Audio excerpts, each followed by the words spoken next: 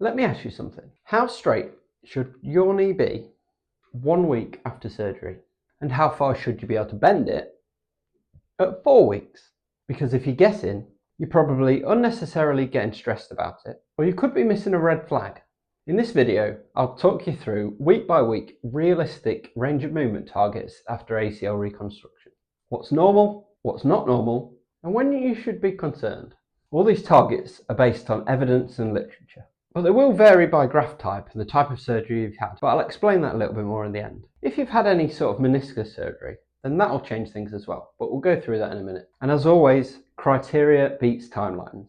You must be able to meet certain criteria before you progress anything, whether that's exercise, returning to sport, or even just taking off your dressing. Good rehab's always criteria based, but having an idea of the benchmarks gives you something to aim towards and helps you know roughly where you should be.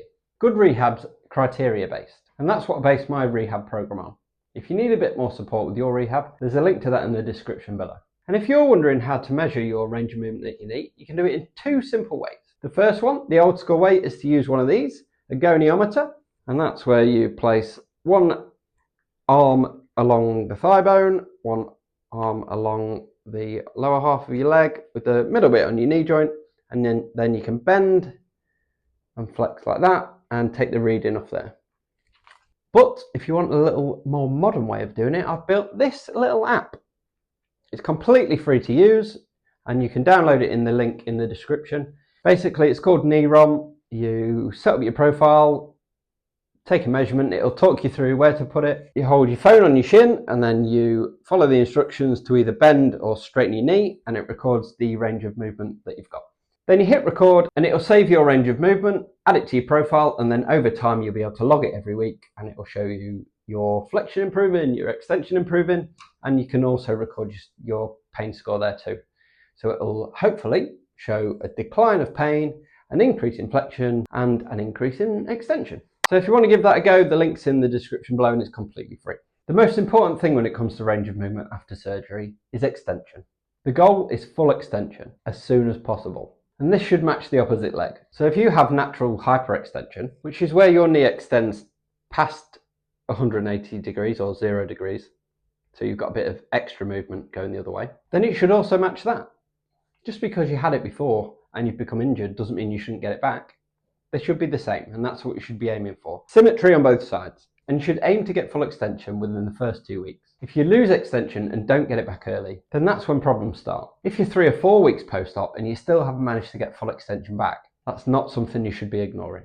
So as I said, in the first week, you should aim for full extension, but when it comes to flexion, which is how much you can bend your knee, you should be aiming somewhere between 60 and 70 degrees.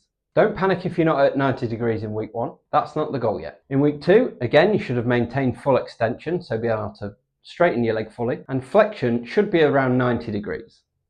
If you've had meniscus repair, then this might be capped at 90 degrees, so your surgeon might not want you going past that just yet. Between weeks 3 and 4, again, extension should remain full, and flexion should be ranging somewhere between 110 and 120 degrees. If you manage to get to 120 degrees of flexion at week 4, you're doing well. Between weeks 5 and 6, again, you should aim for symmetrical extension between your injured and your non-injured leg, and flexion should be aiming towards 130 degrees. A lot of protocols aim for full range of movement by week 6. If you're struggling with flexion and it's limited at around 100 degrees at week 6, then we need to start investigating why, and it might be time for you to go and get physically assessed by a physiotherapist or even speak to your surgeon. Now between week 7 and week 12, obviously we've already reached full extension, so that shouldn't have changed, and your flexion should be within 5 degrees of your uninjured leg. Typically this will be around 135 to 145 degrees, but don't worry if you're slightly below that, as long as it's within 5 degrees of the uninjured leg, that's the goal. Like I said, if you've had meniscus repair, your surgeon will likely have limited your flexion at some point, probably at 90 degrees for 3 to 4 weeks. So if you've been told not to go past 90 degrees until after week 4, then make sure you pay attention to that. Some surgeons will also limit weight bearing flexion to 90 degrees for 4 to 8 weeks. So if you're falling slightly behind, why is that? There's 5 common things that can cause this.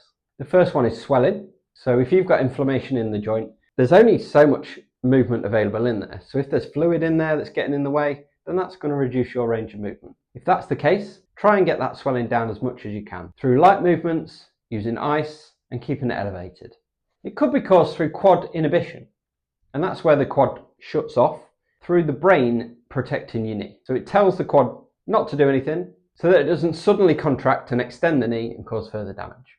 It's clever, but it's a little bit too clever and it's not what we need. So getting that quad firing through isometric holds, maybe using a Compex or a similar device, or exercises like terminal knee extensions can be good at getting that quad going again. It could be pain guarding. If you've got pain in there, your pain score's relatively high, then again, a similar sort of thing.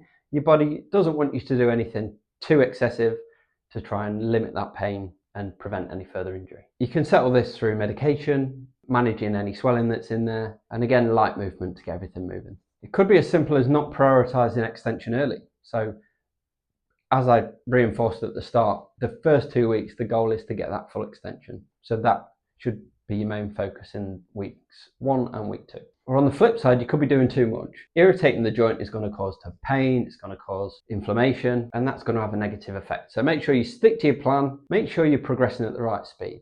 As I mentioned before, criteria-based progression is miles better than time-based progression, which makes no sense.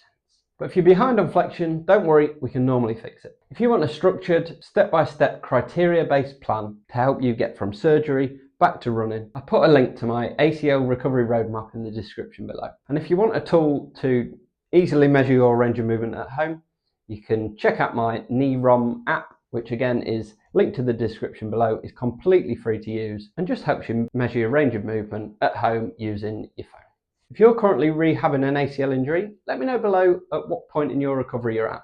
Another hurdle you might come across in ACL recovery is your quad shrinking in size, which is extremely common after knee surgery, but it's important that we get it going again. And if you want to learn more about that, you can watch this video here. Thank you, good night.